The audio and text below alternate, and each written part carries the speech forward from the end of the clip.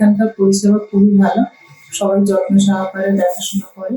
আমার নাম শঙ্কর ব্রহ্ম, আমি হাতিয়ারা সুলুমুড়ি থেকে এসেছি। আমার মায়ের ট্রিটমেন্ট করানোর জন্য এখানে 21 তারিখ সকালবেলা ভর্তি করা হয়েছে। ওনার গলব্লাডার স্টোন আর হিস্টোটোম অপারেশন হয়েছে। মারফতে এখানে এসেছে। আমার দিদিও ওটি এখানে স্টোন হয়েছিল।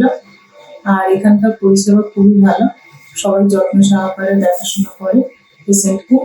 আর আজকে আমার মায়ের ডিসচার্জ হবে। এখানকার পরিষেবাতে আমি স্যাটিসফাইড। হসপিটালের পরিষেবা যথেষ্ট ভালো, সবাই মানে সহযোগিতা করেছে যখন যেরকম ভাবে আমরা হেল্প চেয়েছি সবার কাছ থেকে।